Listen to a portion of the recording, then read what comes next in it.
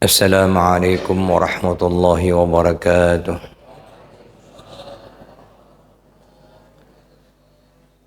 قال المصنف رحمه الله تعالى ونفعنا به.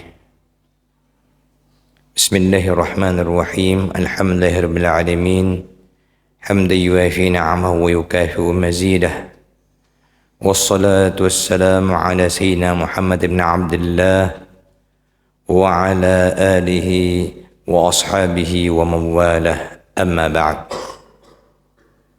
Segala puji bagi Allah Tuhan semesta alam, dengan puji-pujian yang meliputi seluruh nikmat-Nya dan menambahkan karunia-Nya. Semoga salawat dan salam senantiasa tercurah kepada Nabi besar Muhammad sallallahu alaihi wasallam, Muhammad bin Abdullah, beserta para keluarganya dan para sahabatnya dan orang-orang yang mengikuti syariahnya hingga hari kiamat. Amin ya rabbal alamin. Alhamdulillah wa syukurillah. Di subuh hari Sabtu ini Allah izinkan kita kembali berkumpul guna untuk membesarkan Allah, mengagungkan Allah, guna untuk mentauhidkan dan ma'rifat kepada Allah Subhanahu wa taala, dan juga bersalawat dan salam kepada junjungan kita Nabi besar Muhammad sallallahu alaihi wasallam, dan menuntut ilmu dalam rangka kita beribadah kepada Allah Subhanahu wa taala. Semoga Allah senantiasa menolong kita, semoga Allah meridai kita, semoga Allah senantiasa memudahkan kita, memberikan keberkahan dalam rangka kita beribadah kepada Allah Subhanahu wa taala. Amin ya rabbal alamin. Subuh ini kita akan mengkaji tentang yang sering kita kenal dengan sifat 20, yaitu dari kitab Awwaluddin yang disusun oleh Al-Habib Uthman bin Yahya, yang dulunya adalah mufti negeri Batavia atau Jakarta. Mudah-mudahan dengan kita membaca kitab Tauhid sifat 20 Awwaluddin Ma'rifatullah ini, Allah kenalkan kita kepadanya, dan pada gilirannya Allah anugerahkan ma'rifatullah, mengenal Allah Subhanahu wa taala. Ala hadhihi an-niyyah wa likulli niyyatin salihah wa ila al-musannif hadha al-kitab syai'un lillahi al-Fatiha. A'udzu billahi minasy syaithanir rajim. Bismillahirrahmanirrahim. Alhamdulillahirabbil alamin. Arrahmanir rahim. Maliki yaumiddin. Iyyaka na'budu wa iyyaka nasta'in. Ihdinas siratal mustaqim. صراط الذين أنعمت عليهم غير المغضوب عليهم ولا الضالين. Amin.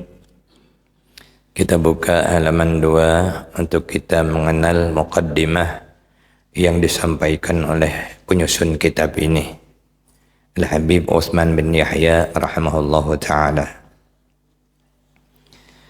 Setelah muqaddimah, beliau berkata, para pembaca yang budiman, perlu diketahui bahwa sesungguhnya nikmat atau karena Allah yang paling besar bagi umat manusia adalah nikmat Islam dan nikmat iman.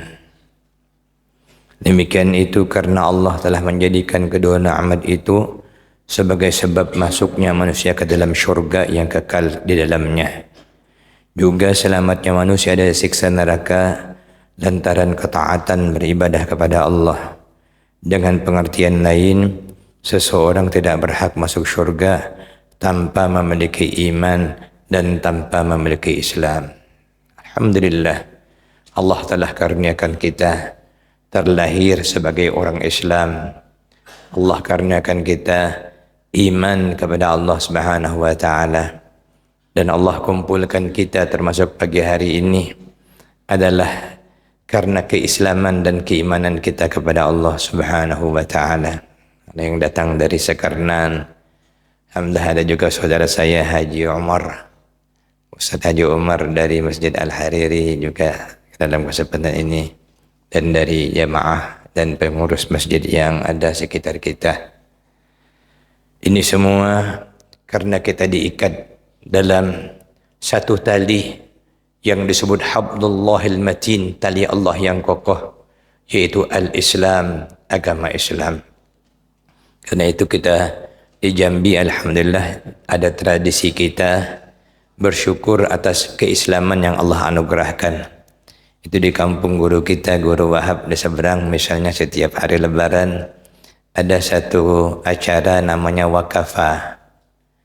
Alhamdulillah ala ni'matil Islam wa kafa bihi minan na'mah. Segala puji bagi Allah yang telah menganugerahkan nikmat Islam. Cukuplah nikmat Islam ini saking besarnya diberikan Allah kepada kita semuanya. Alhamdulillah. Ini dari hadis Nabi SAW. Sebagai tambahannya, hadis Jibril namanya. Hadis Jibril ini diriwayatkan oleh Sayyidina Umar bin Khattab, hadis sahih yang sangat masyhur tentang rukun agama kita. Jibril datang alaihissalam, beliau datang menemui Rasulullah bersama para sahabat.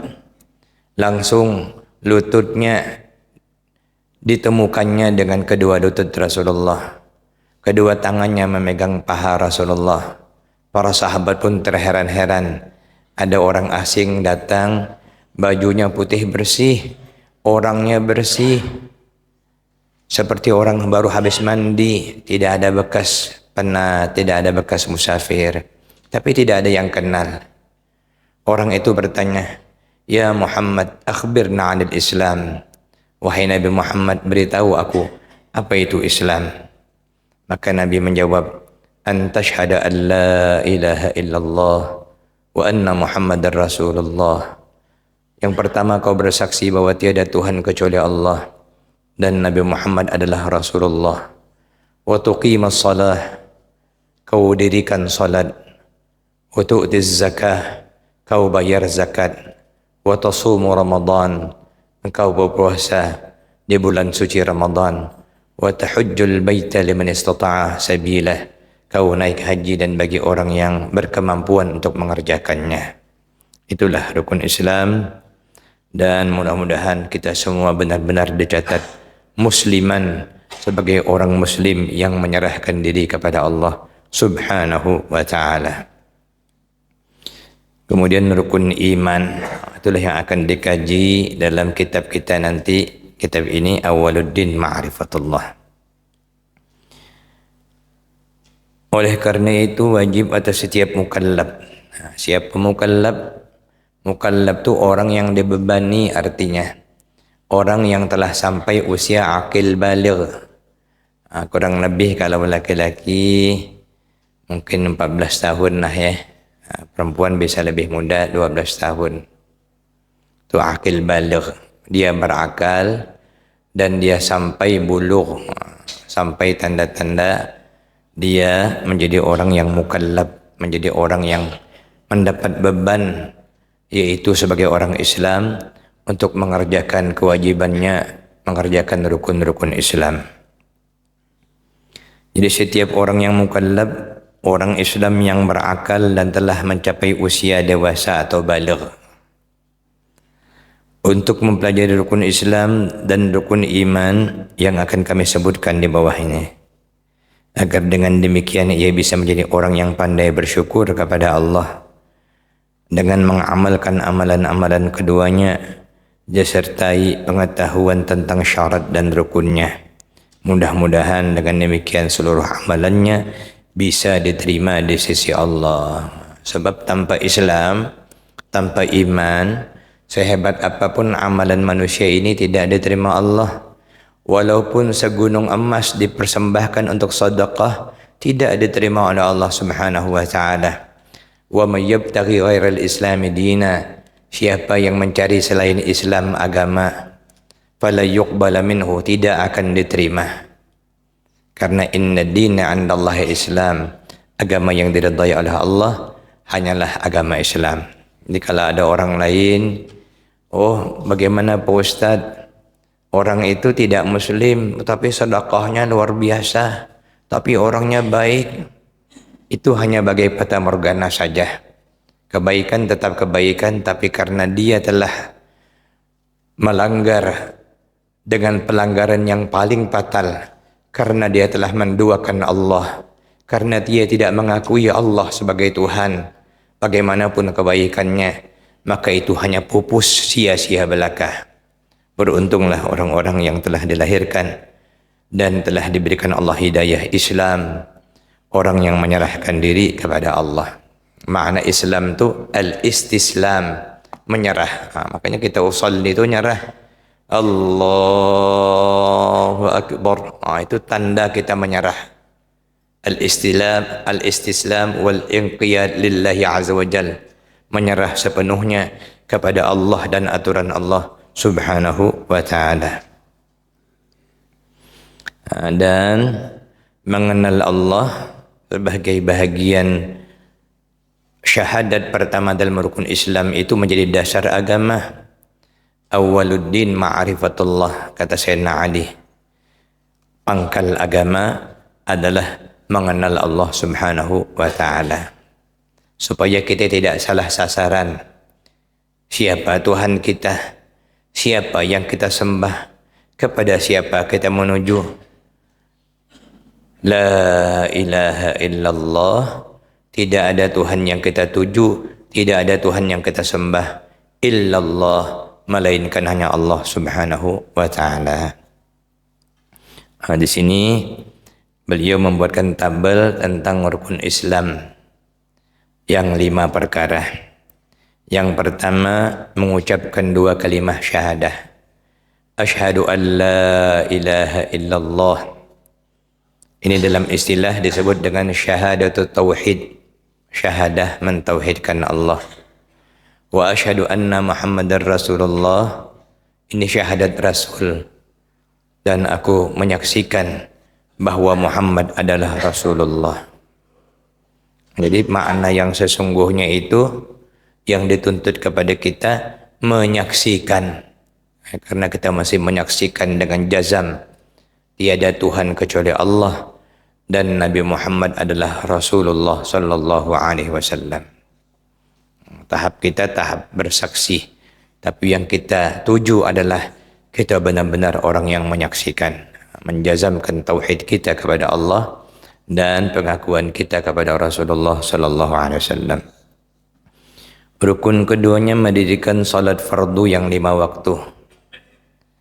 Bahasa sederhana dulu waktu kecil, singkatan Islam tuh Isya, subuh, luhur, asar, maghrib, Islam. Kalau ada satu solat yang tidak mau kita kerjakan, tidak ada jadi orang Islam. Misalnya kita tidak ada mau solat Isya, hanya solat subuh, luhur, asar, maghrib, berarti agamanya Islam, tempe Islam. Tidak ada mau solat subuh, ilam, tidak ada jadi Islam. Tidak ada mau solat lohor, isam, isam banyaklah di Tegal ini. Tidak ada mau. Islam itu sederhana, mendirikan solat fardu 5 kali sehari semalam yang sudah ditentukan oleh Allah waktunya. Rukun Islam yang ketiga, menunaikan zakat. Ini bagi yang berkemampuan. Bulan Ramadan ini sangat bagus waktunya. Karena telah sampai nisab hitungannya, sampai perputaran 1 tahun haulnya, maka keluarkanlah zakat kita. Karena zakat itu adalah untuk membersihkan harta yang diberikan Allah subhanahu wa ta'ala. Rukun yang keempat, berpuasa di bulan Ramadan. Kita ini wajib hukumnya. Kita pernah mengaji puasa Ramadan wajib. Ada juga wajib yang lain, gara-gara nazar wajib juga. Kifarat wajib juga. Tapi berpuasa di Ramadan ini telah diperintahkan oleh Allah dengan tegas di dalam surat Al-Baqarah. Ya ayyuhalladzina amanu kutiba alaikumus shiyam kama kutiba 'alal ladzina min qablikum la'allakum tattaqun. Baru rukun Islam yang terakhir bagi yang mampu, yaitu menunaikan ibadah haji. Jadi Allah berikan kemudahan melalui Rasulnya.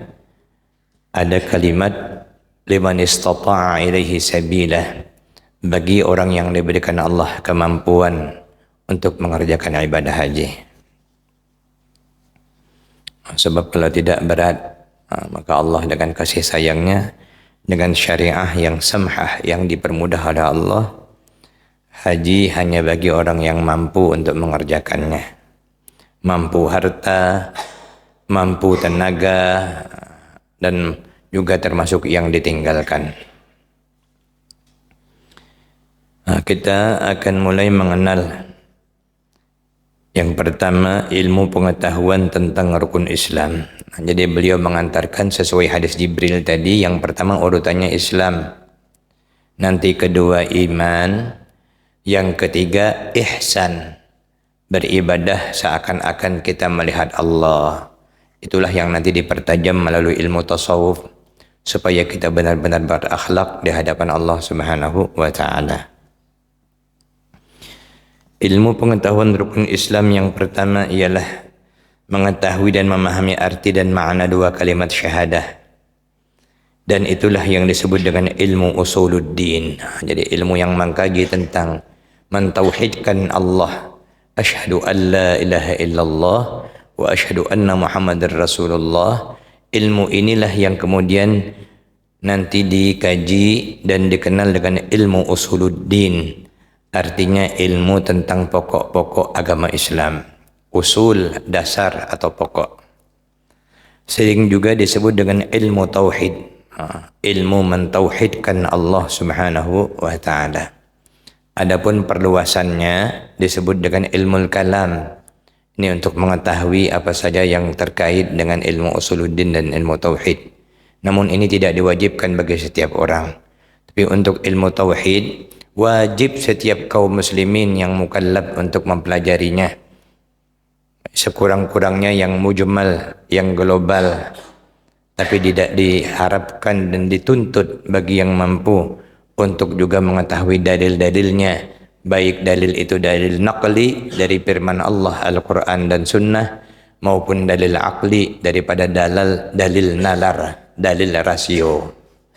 Karena memang ilmu tauhid yang terkait dengan pengenalan dasar itu dibina dengan dasar nazari atau akli, sesuai dan selaras dengan akal manusia.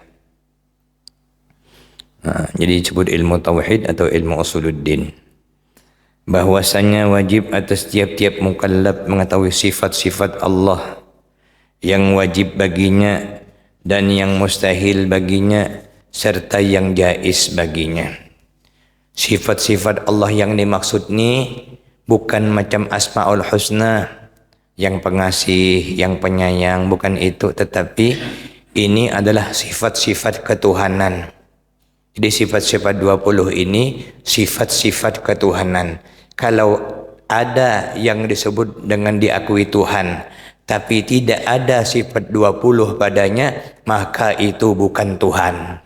Tidak selaras dengan akal kita. Makanya itu disebut dengan ilmu naqli atau nazari. Dan sifat 20 ini mengenalkan kepada kita dengan basis rasional, dalil akal, juga dalil naqal, bahwa dengan sifat 20 inilah kita kenal inilah Tuhan. Dialah Allah Subhanahu wa ta'ala. Makanya sifat yang pertama adalah wujud, ada. Kata ulama kita, salah seorang ulama kita, Kiai Haji Agil Syiraj, kalau orang yang tidak ngerti kenapa sifat Tuhan itu wujud, mana dalilnya Quran? Buka Quran, tidak ada. Tak ketemu sifat Allah yang pertama wujud. Itu tidak ada ketemu. Kenapa? Karena memang mengenal sifat 20 ini, itu dikaitkan dengan nazari, dengan pemikiran manusia, makhluk Allah, supaya dia kenal dengan Allah Subhanahu wa ta'ala. Secara akal, Tuhan itu pasti ada, wajib ada. Masa Tuhan tak ada? Kalau tidak ada bukan Tuhan namanya. Bahkan tidak bisa disebut apa-apa karena tidak ada. Makanya disebut wujud. Itu didasarkan sifat-sifat yang kita dengannya mengenal Tuhan kita Allah Subhanahu wa ta'ala. Jadi kita tahu mana yang mustahilnya. Masa Tuhan lemah? Masa Tuhan banyak? Kalau banyak berkelahi nanti dia. Tuhan A, Tuhan B, Tuhan C, Tuhan D. Aku nak buat ini, aku nak buat itu. Aku sama-sama nak di sini, aku sama-sama nak di situ. Terjadilah macam di TV itu perkelahian antara dewa itu ya misalnya. Mustahil bagi Allah, Tuhan seluruh sekalian alam. Dan mana yang jaiz, yang boleh baginya, nanti akan kita ketahui. Karena dia Allah, apa yang dia hendak, maka apa yang dia hendak itulah yang terjadi. Idza arada syai'an ayyaqula lahu kun fayakun. Dia hendak jadi, kalau dia tak sudahlah, tak ada berarti. Fi'lu kullu mumkin aw tarkuh. Dia mengerjakan, melakukan apa saja yang sesuai dengan Allah kekuasaannya, ataupun dia tidak mau. Jadi ada 3 sifat. Sifat wajib namanya, yang kedua sifat mustahil lawannya, yang ketiga sifat jaiz atau yang boleh saja. Artinya bagi Allah Subhanahu wa taala ada 3 macam sifat: wajib, mustahil, dan jaiz. Dengan ilmu ini pula seseorang dapat mengetahui sifat-sifat yang wajib bagi seluruh nabi dan rasul. Dalam kajian ilmu tauhid dibahas sifat-sifat yang wajib bagi nabi dan rasul. Mana yang mustahil bagi nabi dan rasul, mana yang jaiz, yang boleh bagi mereka. Semuanya termasuk dalam makna 2 kalimah syahadah. Jadi dalam makna 2 kalimah syahadah itu mencakup di dalamnya khamsina aqaidan. Khamsina aqaid atau keyakinan yang 50.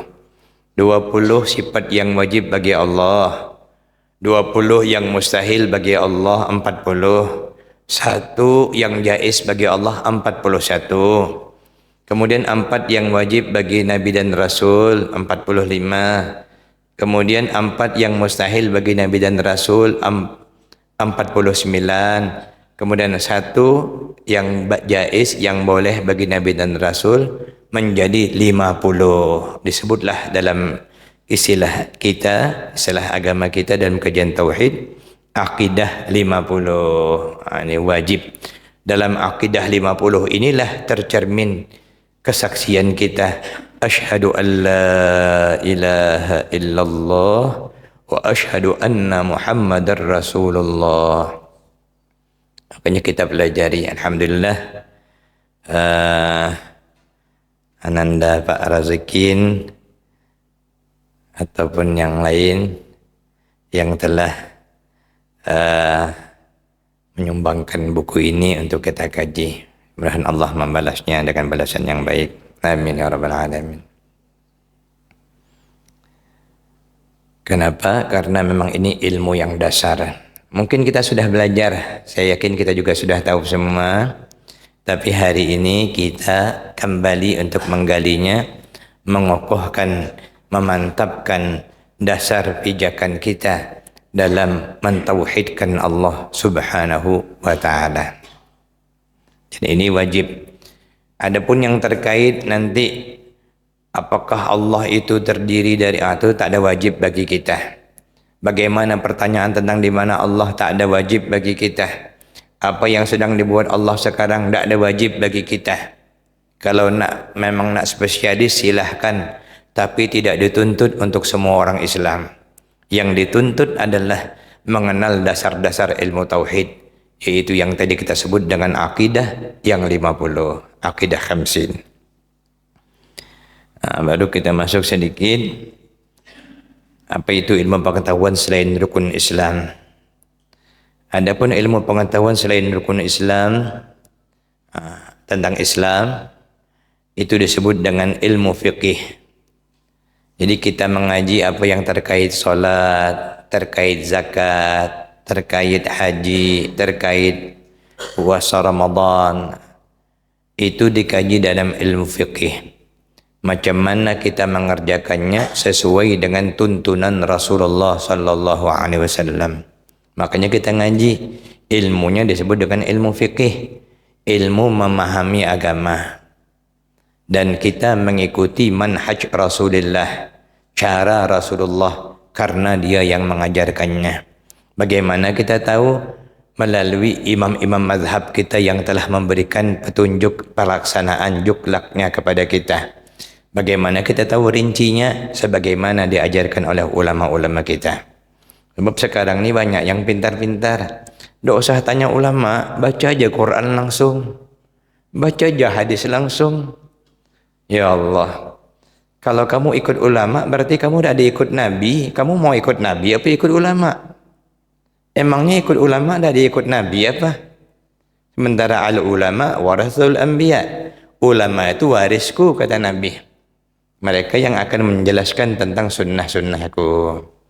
Jadi hati-hati kalau ada orang yang ngajak, jangan dengarkan ulama, jangan dengarkan kiai, jangan dengarkan habib dan sebagainya. Langsung be Quran dan sunnah. Padahal awak baru belajar ngaji, macam mana nak langsung Quran dan sunnah? Akan ada masuk akal. Fas'alu ahlaz dzikri in kuntum la ta'lamun. Tanyakan ahlinya kalau kamu memang tidak mengetahui. Ya. Tanya para ulama penjelasannya, pemahamannya, supaya kita jangan salah. Dan kita wajib yakin yang kita ikuti, yang kita amalkan ini adalah tuntunan Rasulullah sallallahu alaihi wasallam. Kalau bukan tuntunan Rasulullah, tak ada diterima. Yang disampaikan ulama itu menjelaskan bagaimana tuntunan Rasulullah. Itulah yang disebut dengan ilmu fikih. Maka kita belajar fikih salat, fikih puasa, fikih zakat, fikih haji, supaya kita dapat mengamalkan sesuai dengan yang diajarkan oleh Rasulullah sallallahu alaihi wasallam. Jadi wajib bagi mukallaf belajar ilmu fikih, yang mendudukkan rukun Islam. Untuk rukun iman, ilmu tauhid. Untuk rukun ihsan, ilmu tasawuf. 3 macam ilmu ini wajib atas mukallaf. Jadi wajib bagi mukallaf mempelajari dan mengetahui segala amalan yang wajib atasnya seperti solat, puasa, zakat, haji dan sebagainya. Sebagaimana wajib pula atasnya mempelajari dan mengetahui amalan mana yang wajib, mana yang sunnah. Demikian itu karena sebuah amalan tidak akan sah manakala tidak dibarengi dengan pengetahuan tentangnya. Beramal tapi tak pernah dipelajari, beramal tapi tak ada dipahami, itu khawatir nanti tidak diterima. Sebagaimana disebutkan oleh Imam Ibn Raslan atau Imam Ibn Raslan dalam Matan Zubad yang berbunyi, wa kullu man bi ghairi ilmin ya'malu a'maluhu mardudatun la tuqbalu. Setiap orang yang beramal tanpa dibarengi dengan ilmu pengetahuan, tak ada ngaji, tak mau belajar, tak mau bertanya sehingga salah, maka amalan-amalannya tertolak, tidak diterima. Makanya kita wajib mengaji, ngaji ilmu fikih, ilmu tauhid dan ilmu tasawuf. Alhamdulillah di masjid kita, masjid-masjid sekitar kita, alhamdulillah pematang sulur Al-Ansar, Muhajirin, Darun Najah, bersinergilah kita sama-sama, fastabiqul khairat, berlomba dalam kebaikan, termasuk di antaranya menuntut ilmu agama, sehingga semua mudah-mudahan selalu dalam keberkahan dari Allah Subhanahu wa taala. Amin ya rabbal alamin. InsyaAllah kita akan sambung pada pertemuan yang akan datang. Ya awwal al-awwalin wa ya akhir al-akhirin wa ya dhal quwwatil matin wa ya rahim al-masakin wa ya arhamar rahimin. Ya awwal al-awwalin wa ya akhir al-akhirin ويا ذا القوة المتين ويا راحم المساكين ويا أرحم الراحمين. يا أول الأولين ويا آخر الآخرين ويا راحم المساكين ويا أرحم الراحمين. Mohon keikhlasan dari semua jemaah mendoakan saya Al-Faqir, karena memang masih belum sehat. Semoga Allah berikan kesehatan sepenuhnya dan mudah-mudahan dapat memberikan manfaat. Amin ya rabbal alamin.